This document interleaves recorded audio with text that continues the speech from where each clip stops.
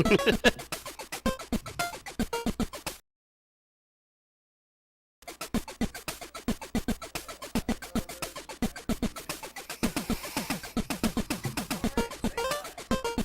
hello. Okay, hello everyone, welcome to Midwest Speedfest. Well, I'm Helix, I'll be your host for at least this run, I'm actually not sure how long. We have a lot of helpful commands you can type as you see in the scroll bar right above the timer. Type those all for information. And of course we do have prizes. If you donate a certain amount, you can be entered to win a prize, and make sure you put the prize that you want to be entered for in the comment of your donation.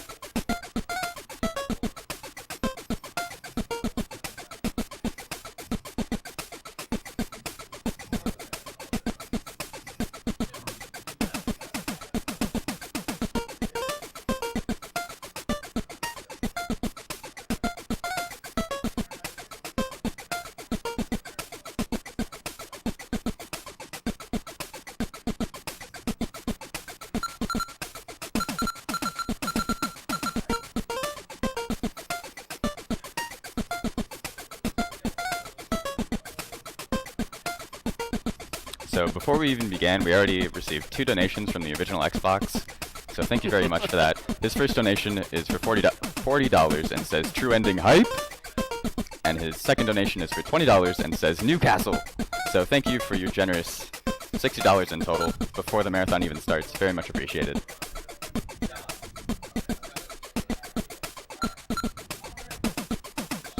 Okay.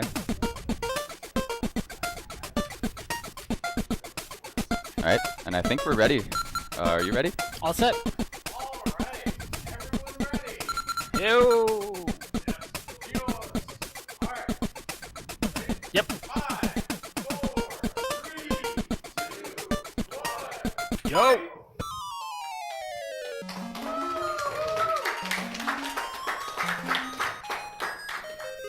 Alright, so my name is Mike. I will be playing Link's Awakening 100% reverse boss order today.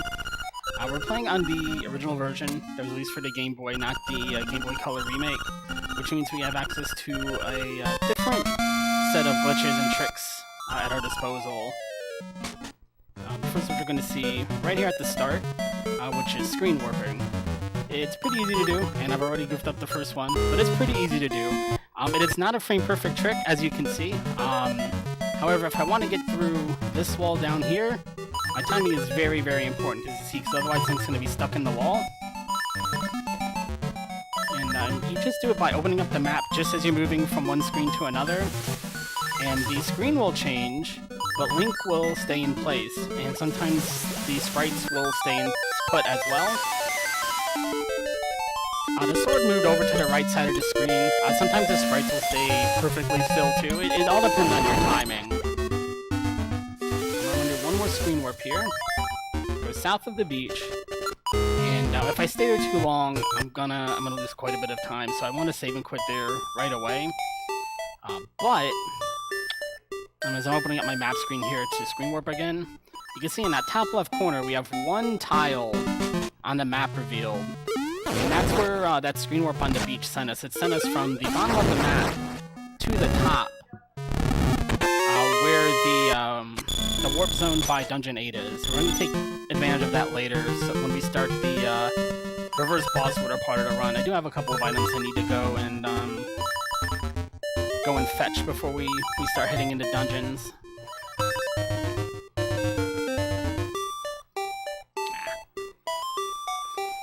Screen warping doesn't have to be used to go through walls. It can just be used for movement. But we're going to use it to get past things we need the power bracelet for before we get it, to go through walls. Do quite a bit of sequence breaking. And I'll talk a little bit more about the kind of world on the next trip through. We're going to see it a couple of times during the run. But it's very important for that first trip I kill 3 enemies before I go in. Otherwise, the staircase in Dungeon 1 just doesn't work. You can't even step on it. But if I can go out of bounds from that hallway, I can just hop a couple rooms over, and it puts us in Dungeon 2, where the power bracelet is.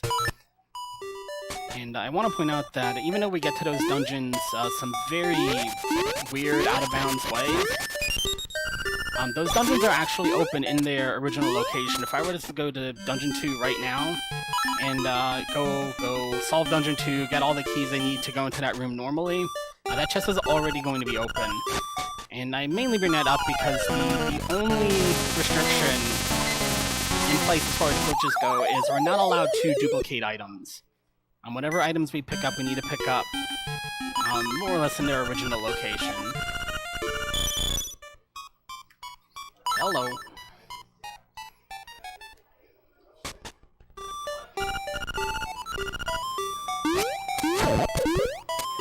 Straight up.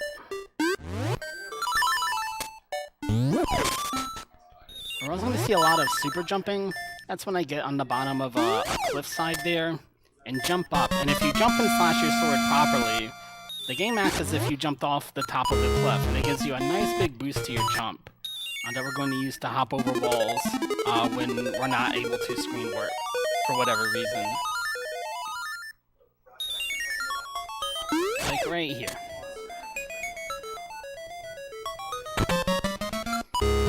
Grab the ocarina, and we're not really going to use the ocarina. We're certainly not going to use the ocarina to unlock anything. We're going to use the song 2 to warp around a little bit, but we're not going to use it for any other purpose. And because even in a I went a little too far south. Even in a no out of bounds speedrun, you can use bomb glitches to avoid the need for having the ocarina.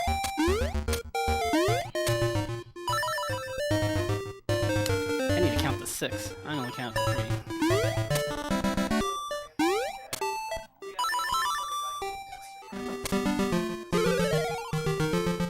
I can count to 6 good. I'm going back into the counter world, but this trip I need, to kill 6 enemies rather than 3. There we go.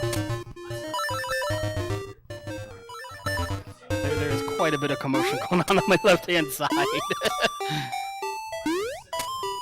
Oh, let me go fishing first.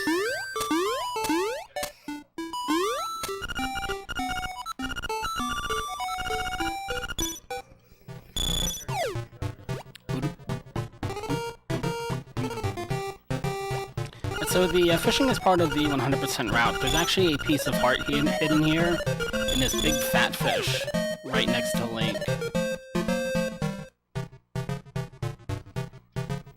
There we go. Gimme, gimme, gimme.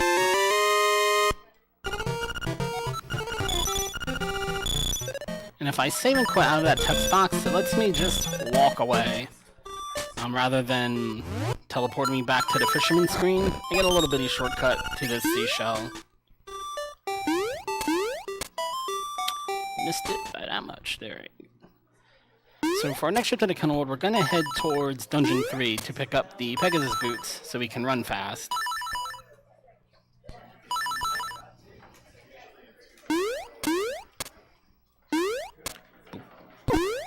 This way, there's a nice big fat arrow leading you right to where you want to go.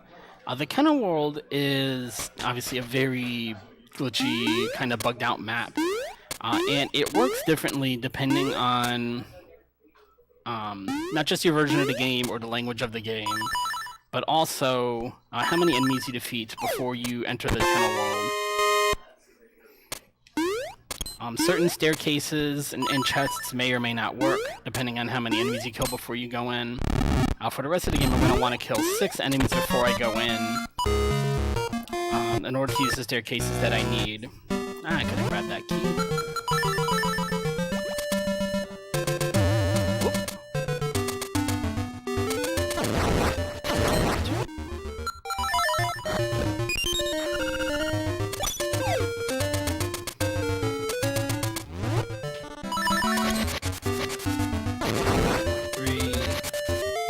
See this little cave quite a few times.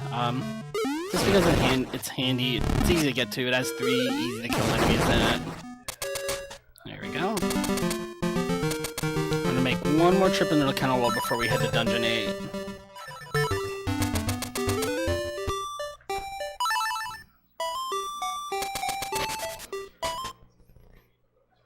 So we're gonna go left.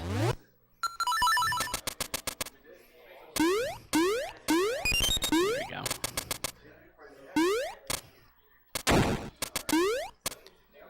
Try and... There we go. That sword guy usually gets me.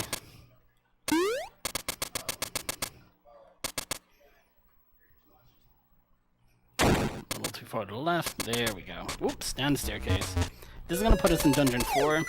And we are here just to get the flippers. I'm pretty close to the boss room. I could go fight the boss right now, but I don't have... I do have bomb arrows, so I could take them on now pretty quickly, but we are restricted to reverse boss order for this run. There we go. There's my flippers. So between the flippers and Rock's Feather and the power bracelet, I can go anywhere in the game I want to at this point. So we're ready to move on towards Dungeon 8. We do have another donation to read, so if you want... is now a good time? Yeah. Okay. We have another $30 from the original Xbox who says bonus run hype, which means we have met the Legend of Zelda Link's Awakening bonus any % run. Nice! So thank you once again, the original Xbox. That's $90 he's donated in total. What a legend.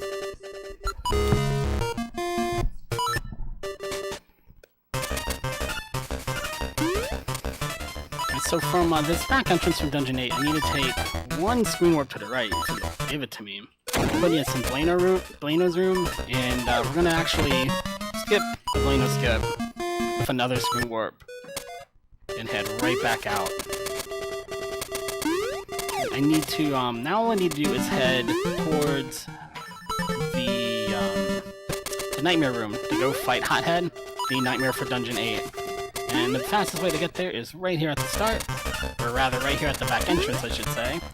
I'm gonna hop off here, grab my magic rod, and do a super jump here. Whoops! Now you can do a super jump with the magic rod just like you can with the sword. You can also use the bow. But the fun part about doing Hothead first is he deals 4 hearts of damage if he hits you. Or if the flying lava hits you, that's also 4 hearts of damage.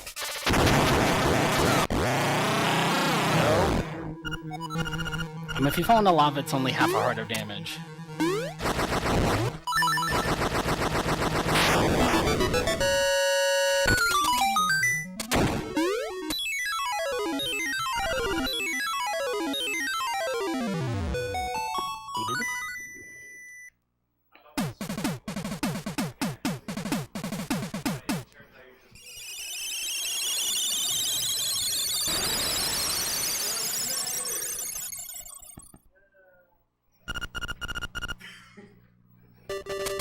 Oh, hello.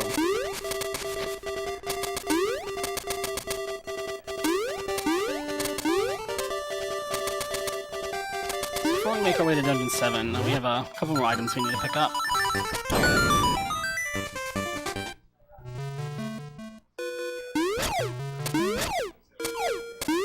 And that's a very goofy looking series of super jumps. But just a regular super jump is not quite enough to get you out of bounds the way you need to be there. But this secret cave is the hidden room in Dungeon 1. It's got a seashell in it. And since it hasn't loaded in these rooms in the proper sequence, if you will, I can go north one room and get the secret seashell that is in the moat outside of Camelot Castle. That is not a bow or anything you super jump with. That is also not a bow. That's a bracelet. There we go. That'll explain why I couldn't shoot it.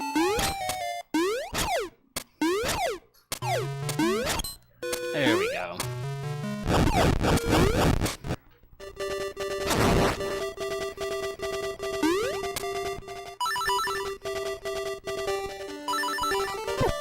One room too far.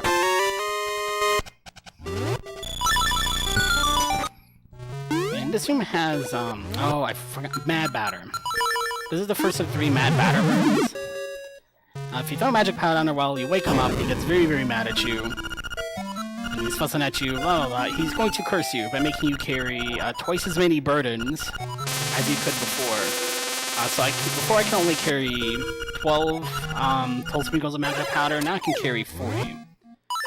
There are 3 little Mad Batter shrines in the game, and if you're able to go out of bounds, they're actually all right next to each other.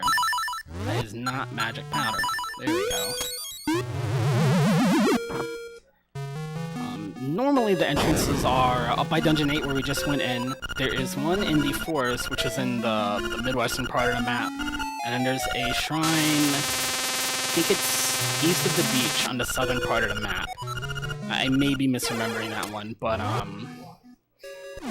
they're they're spread out very far apart in casual play, but in game data they're actually just right next to each other. I must not have a wall clip. There we go. This will be the last one, and then we'll save and quit back to the entrance because I still need to leave from that entrance by Dungeon 8 that I used.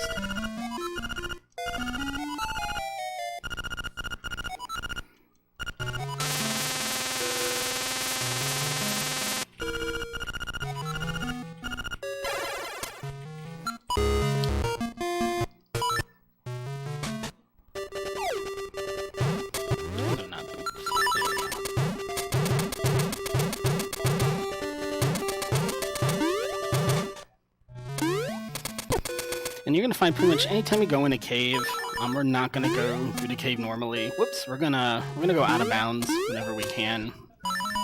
But you see, before I do my next screen warp, I keep hopping because when you do screen warps, those cracked tiles are supposed to break underneath you, and the timer does not reset if you screen warp. So it's very, very easy to just fall through and kind of get stuck in a soft lock where you're falling down indefinitely.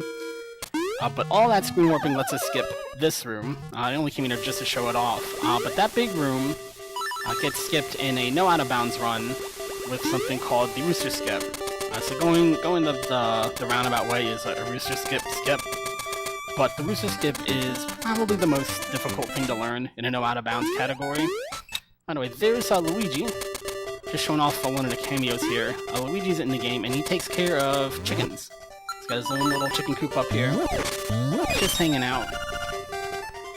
If you play through casually, at some point in the game you find a flying rooster, and when you finish the flying rooster part of the game, the flying rooster goes there to hang out with Luigi for the rest of the game.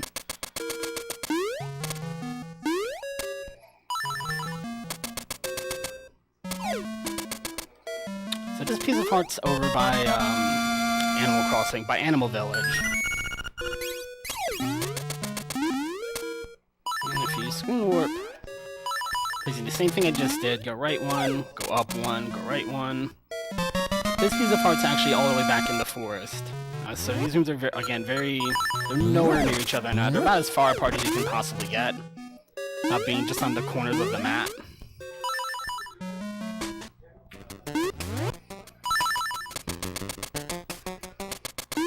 So A.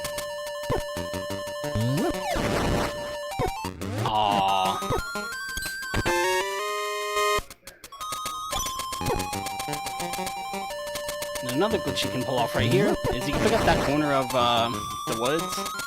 For whatever reason, you can pick that up and throw it.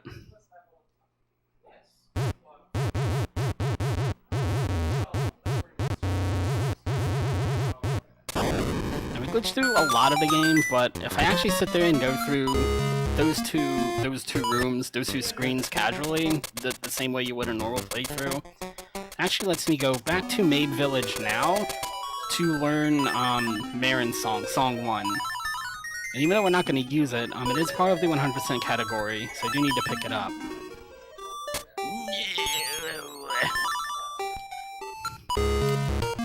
So there's exactly one tile I can't do that screen warp on, and I managed to be just enough into that tile to be there, apparently.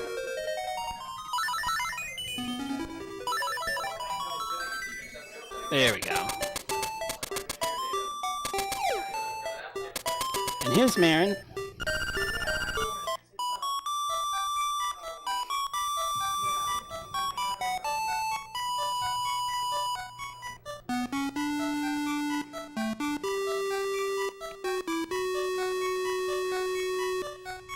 What's really weird is the sprite is broken when it's facing up, but not broken when it's singing and facing up. That one I can't figure out. But Marin turns into Moblin here because we screen warp into town and just bypass the loading trigger for the sprites. I'm pretty sure that's what's going on here. But that gets us song 1 now. If I do Dungeon 7 before I come get this song, I have to do the entire Marin sequence where you go find her in the beach, you watch that whole long cutscene, then you gotta walk her to Animal Village. It's a very long process. You not only lose time going to Animal Village, you lose time having to do the quest to begin with. So doing it now is a big time save. At least for this category. Yup. There we go. Oh, look at that, there was a fish or something there. That fish usually isn't there. Yo!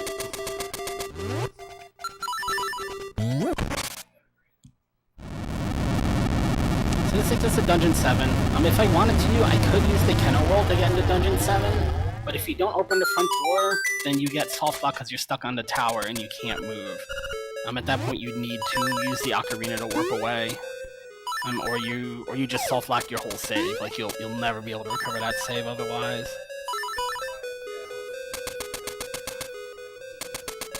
A couple more cameos. There's a Goomba and an Anti-Kirby. There are Anti-Kirbys in this game. They look like Kirby. They walk like Kirby. They do try to swallow you up and eat you like a Kirby. This is the only super jump in the game that's different. I just need to do it with slightly different timing, so I land on the platform rather than getting the full jump out of my super jump. Since I'm at 1.5 hearts. Oh, well, I forgot that cannon was there. I was gonna try and pick up a heart from the Anti-Kirby. I forgot there was a cannon in that room. Have to be a little careful here. There is our Mirror Shield. Mirror Shield's used to get into Dungeon 8, and we've already done Dungeon 8. So we're not going to be really using that Mirror Shield for anything. Come here. Give me a heart. Nope. That's fine. So if you're familiar with this game, you probably remember Dungeon 7 with some very fond memories of having to carry that big old cannonball around the entire dungeon to knock down these 4 pillars. It's a puzzle just figuring out how to get the cannonball and Link and the pillar all together at the same time. It's a very long, difficult dungeon, and if there weren't ways to skip around Dungeon 7, I never would have won the speedrun, because Dungeon 7 is just terrible. If you can go out of bounds, you can just screen warp to the right twice there from the cannonball room, and it puts you on the rooftop where you're trying to get to anyway. If you're playing a non-out-of-bounds category, you still don't have to worry about the cannonball in Dungeon 7 because you can use bomb glitches to skip needing the cannonball altogether. So in all categories, Dungeon 7 is very, very easy. You can see the Dungeon 7 boss very easy with the magic rod as well, which you're not meant to have. If you're better at this game than I am, you can actually hang out at the top of the ladder and set it up so that you can get an even faster kill than that by hitting him when he's off the screen underneath the ladder. But I tend to take at least one hit trying to set that up, and I didn't have the hearts for it, so I wanted to just play it safe.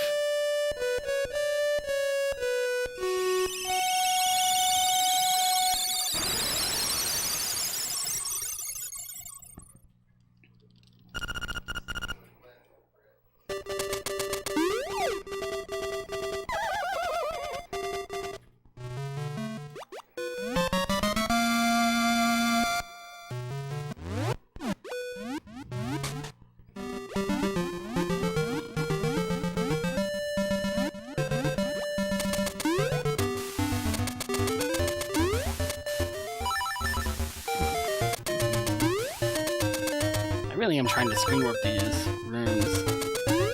It's just not always giving it to me. There. Nope. That was way too early.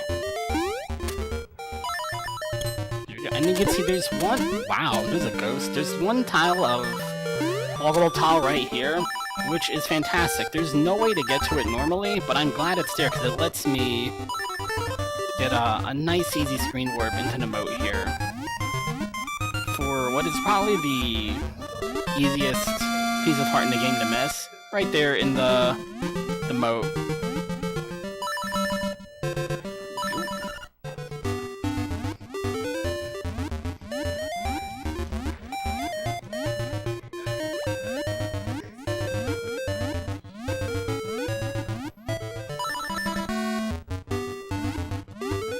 Screen warping in the water is slightly more difficult. Just all of your timing, your movement, momentum, everything's just a little bit different. So I try to go for those, but I'm not going to fuss about it too much, except for the one that I have to get through the bridge.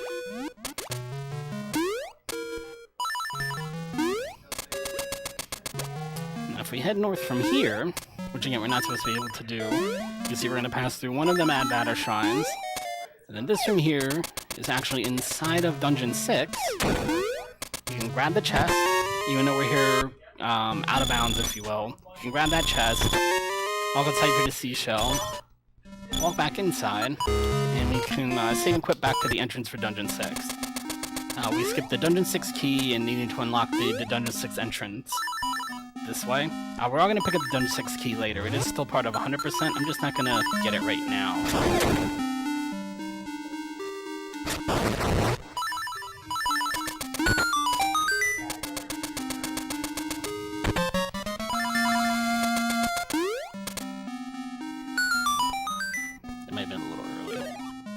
We got it.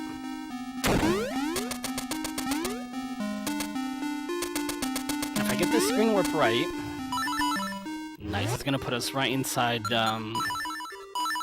Face Shrine room. Or the Nightmare room.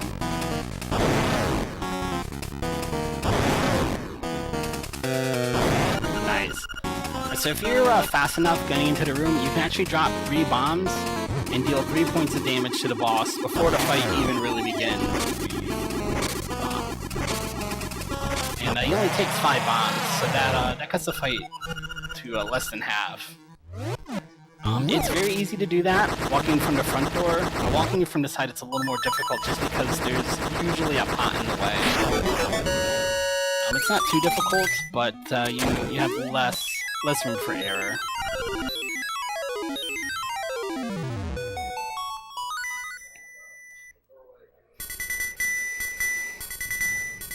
Keep an eye on my seashell count. I think possibly I might have missed one. Normally if I'm short one at this point in the run, it means one of the chests I opened, I hit save and quit, or I opened the save and quit menu too early. But it's going to be okay, because even though this is like a 100% run, there are backup seashells, because we're actually only going to pick up 20 of the 26 seashells. When you pick up 20 and go to turn them in for the Master Sword, or the level 2 sword, because they just refuse to call it the Master Sword in any of the official books or what have you. But when you go and turn those 20 seashells in, the last 6 seashells all disappear from the map. It just can't be picked up anymore. So the community rules is that you only need to pick up 20 of the 26 seashells. Which is really handy in this situation, because it means I can pick the 20 fastest seashells in the list. I don't know why I put that away, I need it right here.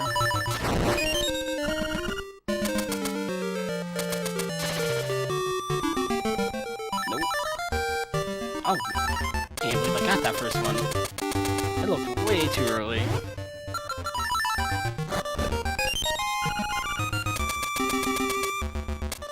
I'm gonna dive into here for the one bomb trigger glitch that's in this category. I use bomb triggers glitches a lot in most of the other full game categories.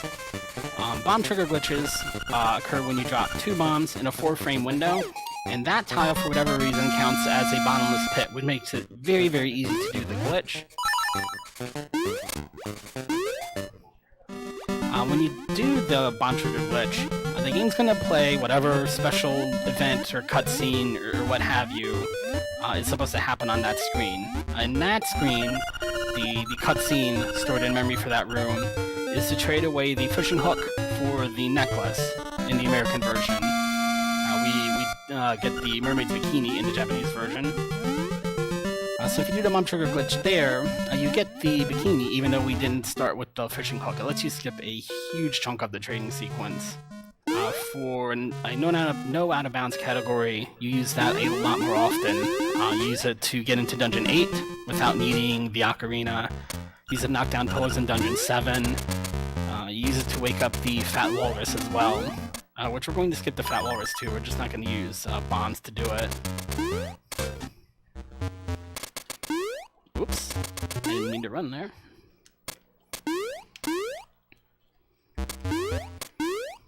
There we go. Oh, whoa. I'm making this room look very difficult.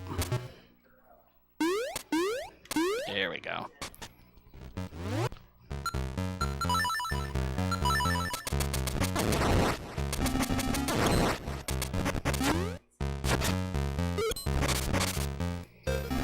And we're going to take advantage of the Game Boy's kind of limited, simplistic programming here. The hidden item in the room on the right is a small key, and if I swing over to the left, then the hidden item in the room on the left is the hook shot.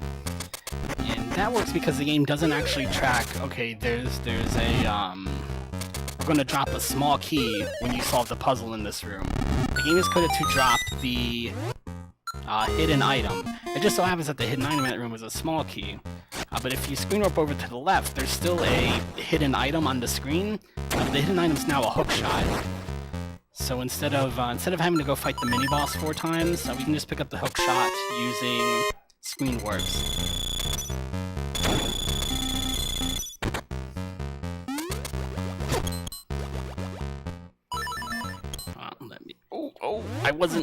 I wasn't ready to run through there.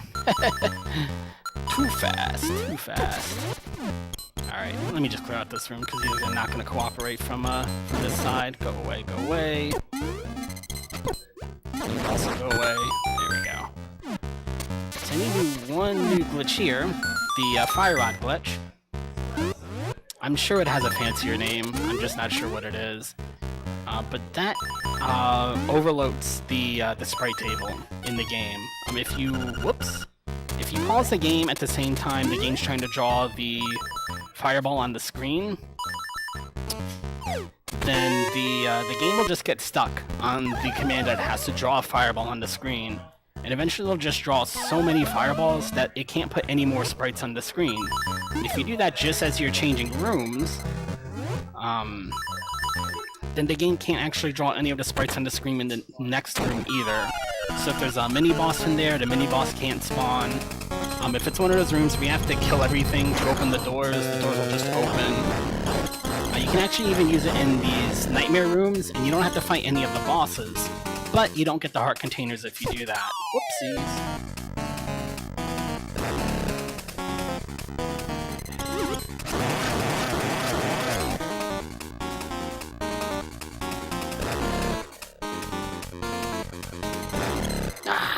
Too far away. Wow, okay.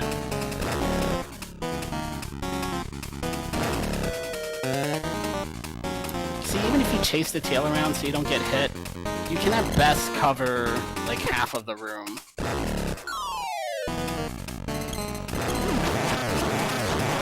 Oh, whoa. I was standing too close and I couldn't get the 4th hit in. It's very, very important that you get in 4 swings every time you get a grab. As you can see, or you just add an entire extra cycle to the boss fight. Which is also already very RNG heavy, because you can really only cover half of the room at a time. You know, I've never actually tried jumping across the pit there. I don't think you can, though.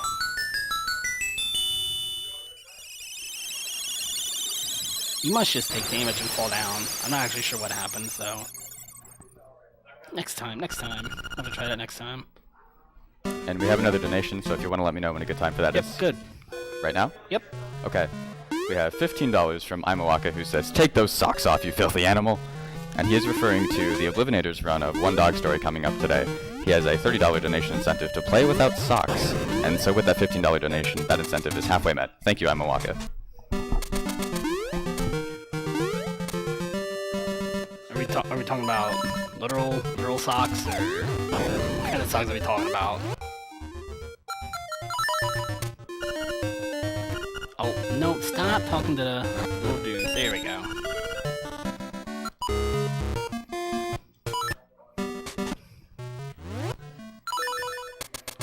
We're headed to Dungeon 4 next, so I don't wanna... not worried about my seashell count right now. It's the next split, if you will, that I would go and pick up any extra seashells I might still need. I don't know, let's do it for a second. So even though we can get into this room without needing to move the statue, if you don't turn into mermaid scale to move the statue, the Lens of Truth just simply won't appear. It's just not there to be grabbed. I think you need to get 4 in a row here. And one of them's in water, so this is the one I want to get first try. There we go. And those 4 swing warps let me skip the big fat walrus there without needing to use even a bomb trigger, much less having to do the big long side quest for that. And the little mini boss here has an active hitbox even when they're underneath the sand. So bomb arrows or a magic rod will take them out very quickly. And real quick, something I forgot to add, with our most recent donation, we actually already passed the $100 mark within the first run. Nice!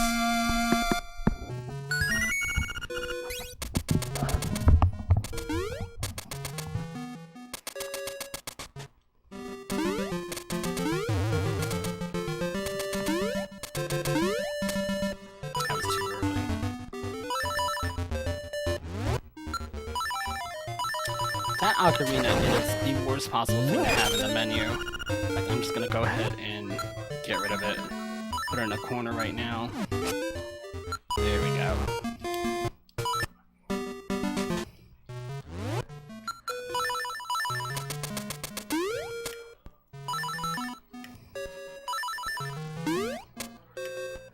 Too early. Are we still too? No, we're good.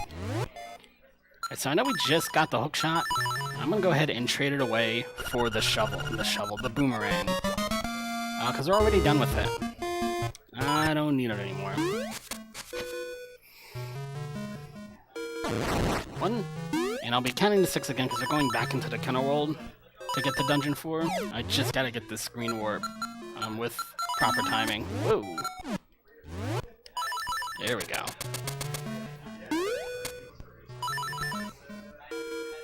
Because just east of that cave is the May Village Library, and now we're back in town. And I have to kill 5 more enemies, but now I have the magic rod, so that chicken is extra crispy. So is this one. That puts me at 3, which is very, very important when using the magic rod to set up the kennel roll, that you let the sprite disappear from the screen. Because it doesn't actually count until it disappears. 5. This should make 6.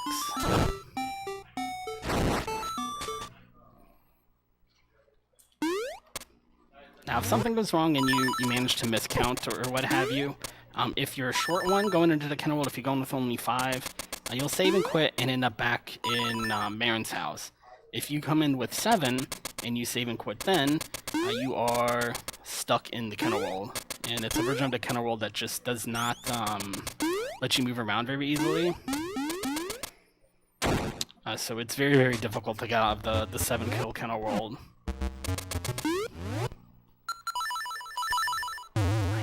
Not get the quick dive here to save my life some time.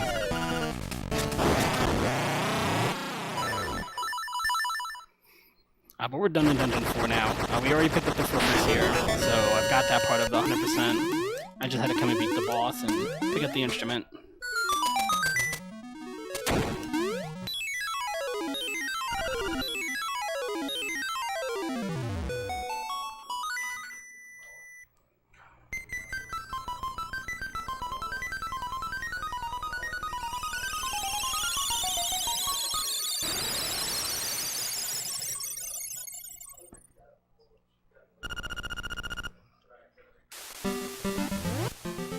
I didn't get to jump off the tile there.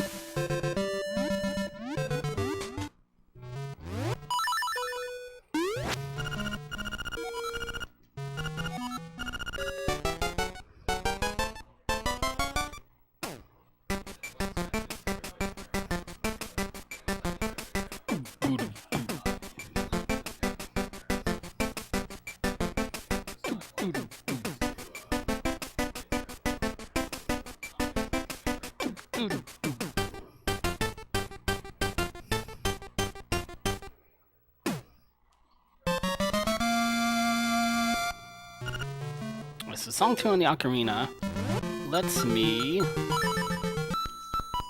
teleport. If I use it inside a dungeon, it brings you back to the entrance, which is a handy way to do that when you're in a no save and quit category. If you use it outside of a dungeon, it brings you to this screen here. So it's a handy shortcut from time to time. I'm gonna come and pick up a potion. That works like a bottled fairy. That's the game's version of the bottled fairy. If I run out of hearts, I won't actually game over. It'll just give me some extra health to work with. Whoops! I'm about to completely skip a heart container up here. Just gonna go right by it.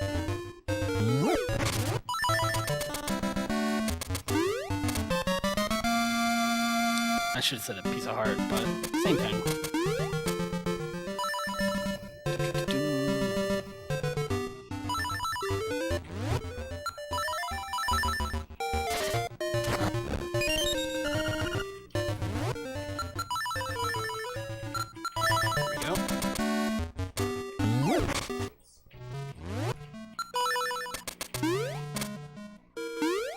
Now you can use bomb arrows and the hook shot to get to this hard piece, but you can just jump around to get to it as well. That bat. Every time with that bat.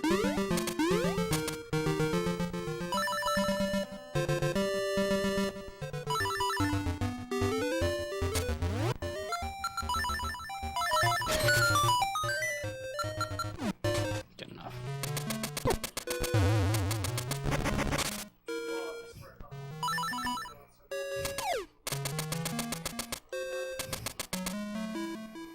Now, normally I'd use bomb arrows to get to this room, but it's just a little bit faster to screen warp to it. That's going to leave us one piece of heart short of having all of them. That's the one that's at the bottom of the well, and we're going to pick that up right before we go to the final boss rush. So I'm all up to date on those. And what I need to do in a second is count my seashells to make sure I'm not short on these as well. Oh, sugar. So as I was saying earlier, screen warping isn't a frame-perfect trick. It's very easy to do. You can use it to just kind of goof around a little bit in the game. But if your timing is a little bit off, Link will move just a little bit before the screen transitions. And if you're trying to screen warp through a wall, that's not gonna work. Where's my shovel? There it is. This gets us the Dungeon 3 key, skipping the 5 maple leaf, 5 golden leaf, whatever it is, mini quest.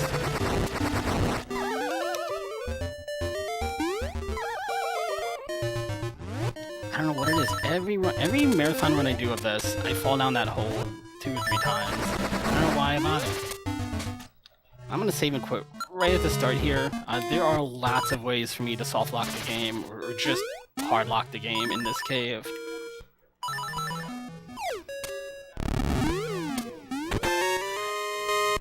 Alright.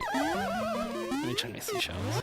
16, 17, 18, 19, 20. Alright, yeah, good. We are all up to date on seashells. At some point, I changed my seashell route, and ever since I did, I just can't seem to keep the right number in my head for different checkpoints in the game. Right, so here's Wart from Super Mario Bros. 2. He also gets a cameo appearance in the game. Kind of. Actually, I can see the screen. Alright, it looks pretty cool on stream. On my TV at home, oh yeah, it looks kind of like the, it looks worse than it does on this TV. I'm just talking over this great song, I'm sorry.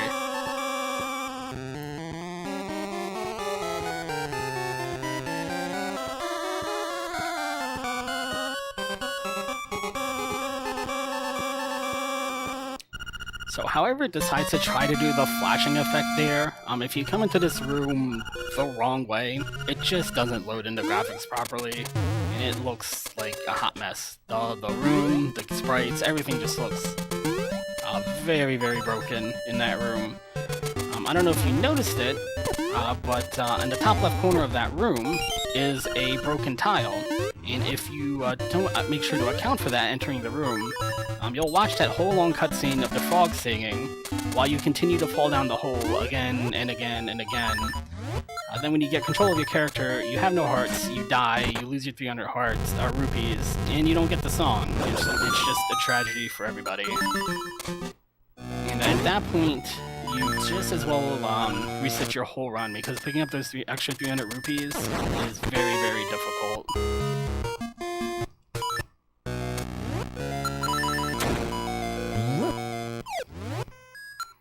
Where's my magic rod? There it is. Again, this is a room that has a hidden chest based on defeating all the enemies. So I can use the magic rod trick here. And when we get to Dungeon 2, though, I'm not going to be able to use it for one of the rooms. Because you have to kill the enemies in a specific order in that situation. Whoop, to the right.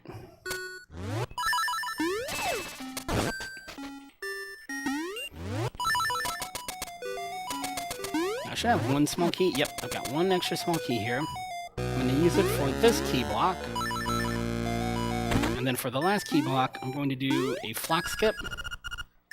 That is just holding the controller diagonally when that text box comes up, and it gives you... Whoops, didn't mean to climb up the ladder.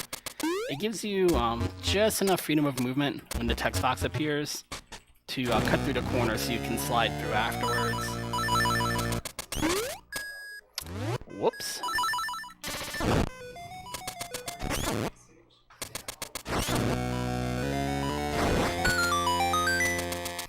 So you're definitely not meant to have the magic rod in Dungeon 3. This boss goes down very, very easily with the magic rod. But you can only split it apart using a sword dash. Still, unfortunately. So you do have to menu a little bit. Nope, I need this combination because I need to fire rod glitch something when we get outside the dungeon here.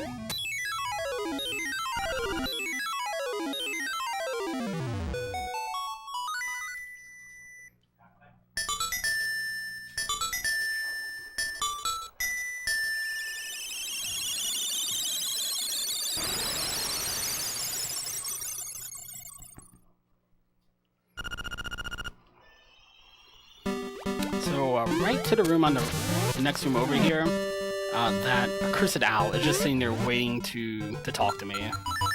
Why did I put the magic rod away? And I don't want to talk to him, just like in every other Zelda game. That's a terrible time loss. So if you use the magic rod glitch, he cannot appear, because there's just no room in memory for him to show up. So if we do the speedrun right, we're not going to see the owl at all during the entire speedrun.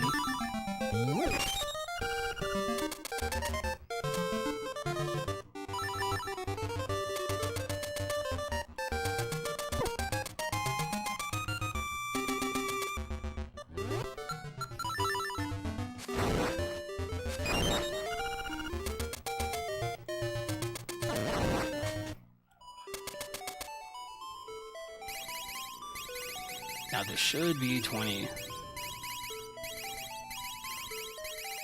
There we go.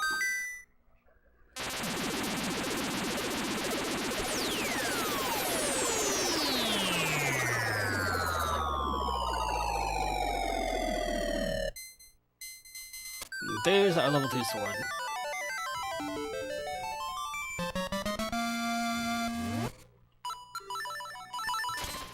And the nice thing about that room is it does not change your save and quit point. So you can come right back here where I need to be. And get rid of the owl. One more time. To the left. take our last trip to the Counter World here. 3. I told you we're gonna see this room again. 4, 5, 6.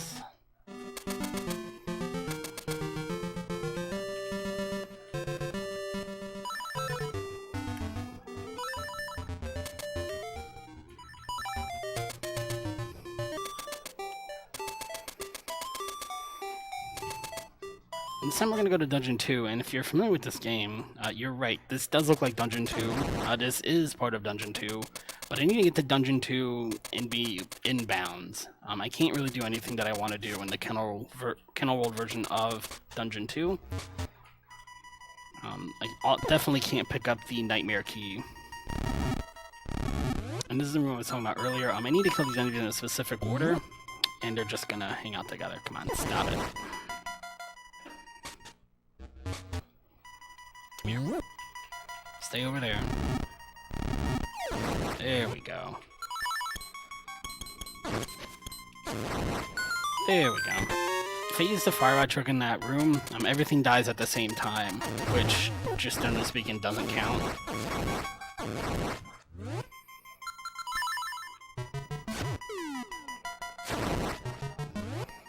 And I'm clearing out these enemies. Nice. I'm gonna do something kind of different to get to this room. Let's see if it works. I wanted to do a screen warp on top of that, that's alright. If I do it right, you can combine the screen warp with the fire rod trick, and the game gets very laggy. It looks super cool, and you get through the room kind of quickly, but it looks cool doing it. Just lost all my cool points. No. And I lost them all missing that jump too. But all of this takes us to the Mad Genie fight. That is not what I wanted. There we go. The Mad Genie has a lot of health for a Dungeon 2 boss. If you're playing through casually, you might, maybe, if you explore a lot, you might have 5 hearts. You've probably only got 4. But you can take out a lot of his health by skipping this first phase. You do a little wall clip here and throw him kind of out of bounds. I'm going to use the magic rod. You can also use bomb arrows for this. Wow, I may have just goofed it up. But you drop a bomb, you wait, and you try to knock him back into the first bomb that you drop. Now, if you're really, really, really good, you can get the second bomb to ricochet the boss over to the exit door and save you a couple of steps of movement.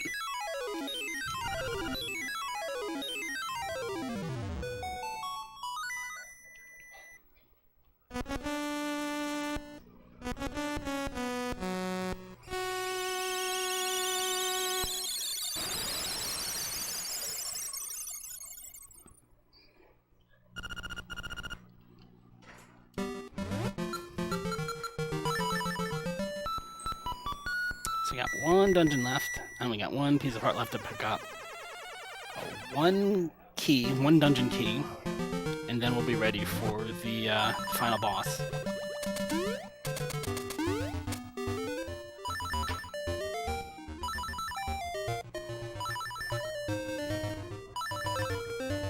Oop, that was probably one room too many. No, we're good.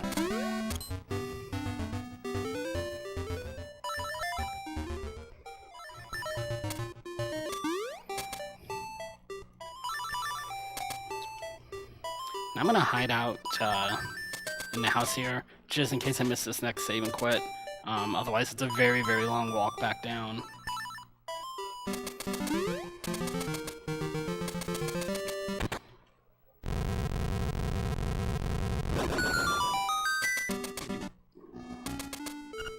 Now we're just gonna cut right through the middle of Dungeon 1. Alright, there's 1, 2, 3. Let's see, Nightmare Key. Now I can actually set up so I can screen warp into the boss room here, but for whatever reason, specifically for this Dungeon 1, why did I go that way? Specifically for the Dungeon Run Nightmare Room, if I screen warp into it, the game tends to freeze. I mean, I'm really not sure what makes this boss room any different than the others. But I'm just gonna grab a key and go in normally.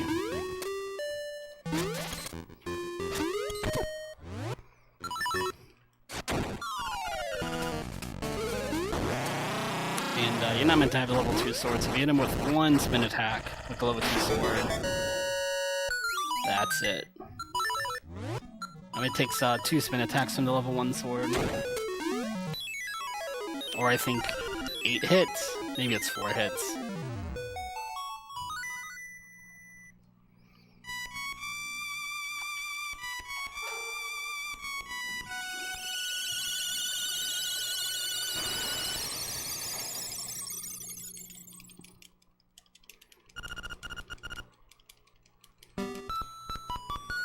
Now, we actually have to head back to May Village, but I'm going to take the warp here, because the owl is in the room next door, waiting to talk to me. So I'd have to use a far-wide glitch on him to get by. And the house I'm trying to get to in the village is actually on the north part of the map, so it's just ever so slightly faster to go this way. At least if I get my screen works right. Say it, looked like I was stuck for a second.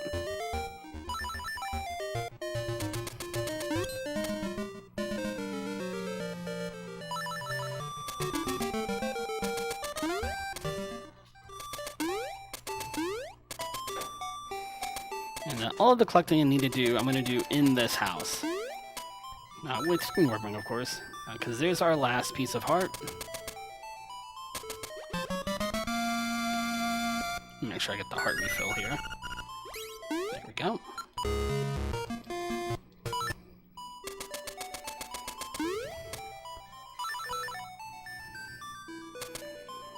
If I come up to this top row here, go to the left, I think it's 6 rooms. 5 rooms, okay. I'm just gonna put me in the Armo Shrine, which is where the Dungeon 6 key is hiding out. And my only really worry in this fight is that the magic rock can sometimes knock this boss out of bounds, and then the key just spawns where you can't pick it up. That is everything. It's all 8 instruments, all the keys. We've picked up every item for inventory. We are ready to go to the Windfish Egg. But we're not going to go to the Windfish Egg either. And if I actually go up 1 room from here, it puts me right in the boss fight room. But if I'm not careful, I can soft-lock the game doing that, so I'm just going to come in right through the front door. Like a normal person.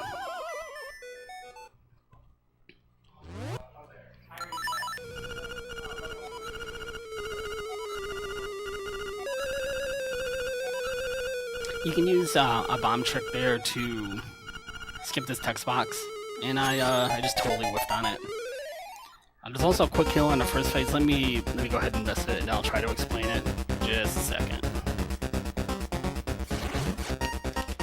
Of course.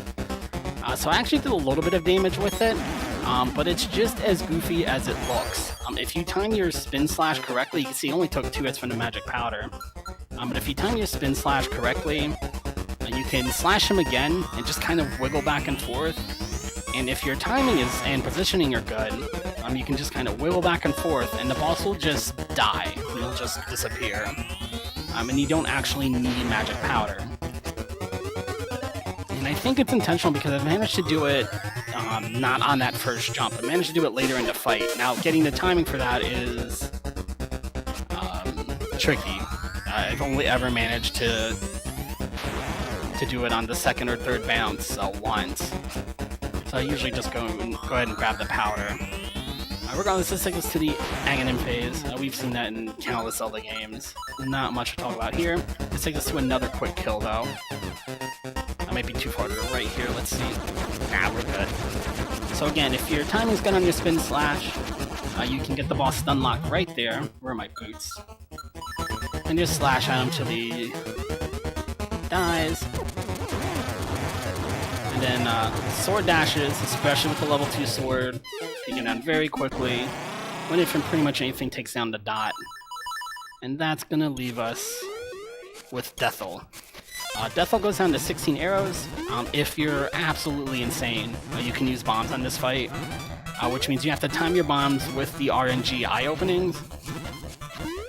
But we have the boomerang, so we are going to use the boomerang. It takes only one shot from the boomerang. He just needs to open his eyeball. There we go. And then time's gonna be coming up here when the screen completely fades away. Even though the boomerang only takes one shot, it's technically only faster in the 100% category. And the boomerang takes a long time to get. And time? Nice, 58. I will take that. So I know we did unlock the bonus run. So rather than watch the credits here, we can watch the credits after the bonus run. Here's reset. I do need to. This is a ace category. When I was on the plane coming here, trying to practice this on my 3DS, I just could not get it for the life of me. And then I got back and was able to play on console. I picked it up right away. So I'm gonna go ahead and do the ace category because I know I was talking about maybe doing something slightly different for the bonus. But give me the screenshot I need. It is a ace category in arbitrary code execution. Which is just a long roundabout way of saying we're going to use these file names here as part of a series of glitches to make the game think that it needs to jump to the credits. And it's very important that all three of my save files are named the way they are here. Are we using the timer for this? Okay. It is a very short run. Oh, fingers crossed, it'll be a very short run.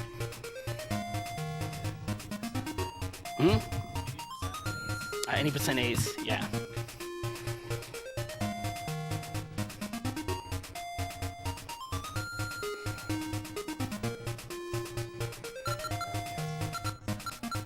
Hmm? 7 minutes. At which point, I'll probably just mercy kill the bonus if it goes too far past that, because this should be like a 2.5 minute category tops. But I'm giving myself a little bit of leeway, just in case something really stupid happens. One of the very important things is also that I stay at 0 rupees. So if you pick up a rupee, I can either just restart from a fresh save, or go pick up 10 rupees so I can spend them at the store and get them out of my inventory. But are we ready to go? Yep, we are ready to go. Alright, 3, 2, 1, go! So this is very, very short. We're going to go pick up the sword, and then we're going to go do a kennel warp. Now, ideally, when I pick up the sword, I'll be able to pick up my 3 kills and screen warp all the way back to the doghouse from there. I'm going to go ahead and call my shot and say if I miss a screen warp slightly, I'm going to be stuck in the wall, so I'll have to save and quit back to the house anyway, and then go find a couple more enemies to kill. But ideally, this is all done without any save and quits. I need one more. Yeah, I do need one more. Oh, no, I sure didn't. See? Went one too far.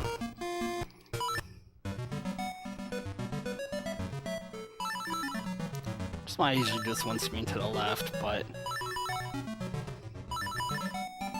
Is it okay to read a donation right now? Absolutely. Alright, we have another $5 donation from the original Xbox, saying, can we get some hype for the first bonus speedrun of the day? Hype? Hype?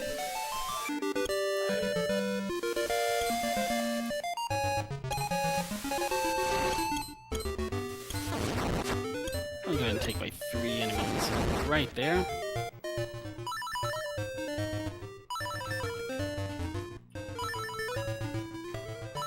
Nope, but I can get out of trees. I'm not stuck this time, so that's good. I'm still at 0 rupees, so we can just move on from here. Now I'm looking for a specific treasure chest here in the kennel world. Now you remember the main speed run when I killed 3 enemies, I went to the left to go to dungeon 1. This time I need to go to the right, and even though these tiles all look the same, I can't actually walk through most of them, which is why I'm trying very desperately to get this screen warp. Come on. There we go.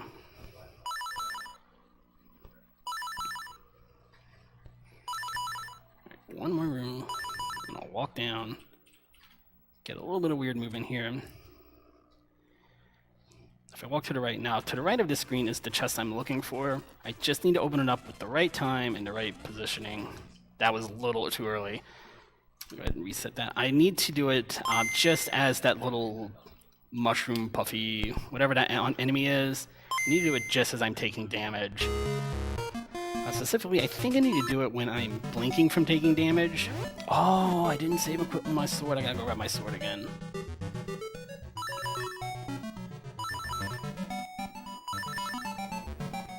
Which is why I usually save and quit back to the house when showing this off, so perhaps I will do that again.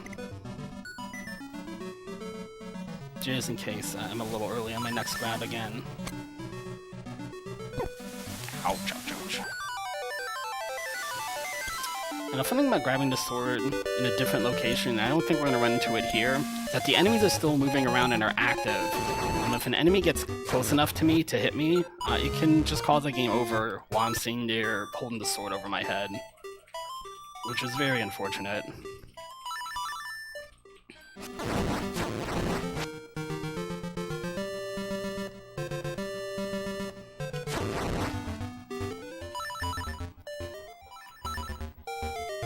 Alright. One more time.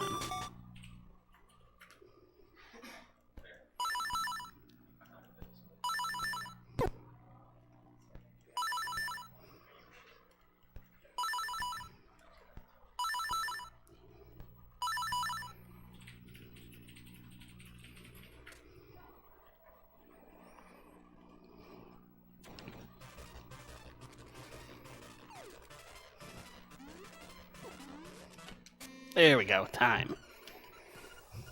See, I told you we'd be able to watch the credits after this run.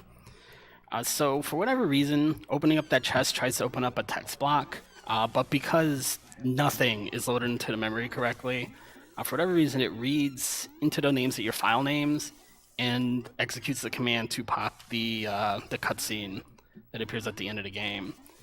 So this is the end of the game. You find out, you save Colon Isle, you wake up the Windfish, and everything was a dream. And since you woke up the Windfish, the dream is over. Link's just kind of floating on some driftwood here, and the entire world just disappears around you.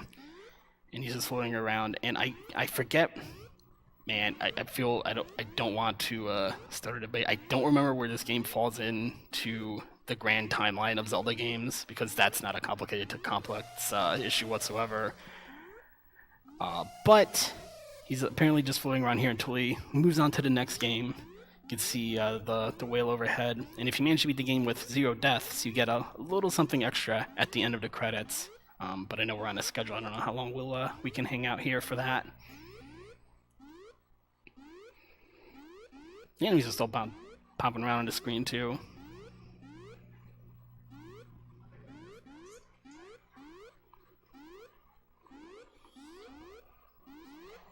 And I don't think it's going to load in the music at all for these credits.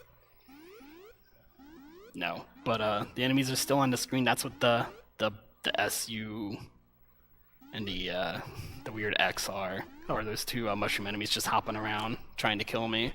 Was it a time earlier? Yes. Oh, we got it recorded though. Good, good. Almost a minute ago. Yeah.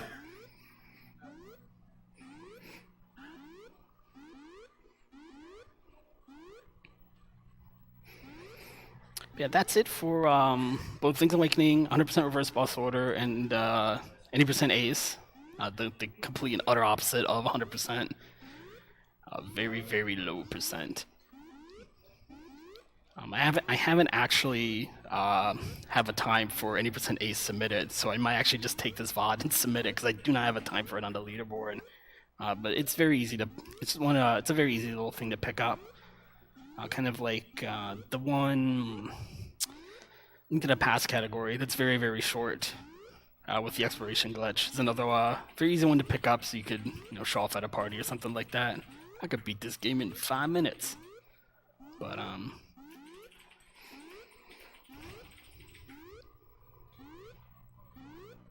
these credits are so weird without any kind of music whatsoever. They're usually so happy.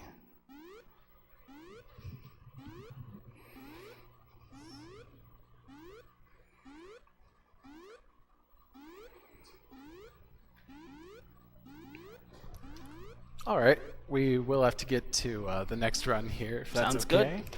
All right, next up we have Finger Quick playing. Yeah, he just did his bonus run. All right, so thank you very much, Mayo Mike, for that bonus run. That was awesome. Up next we have Finger Quick.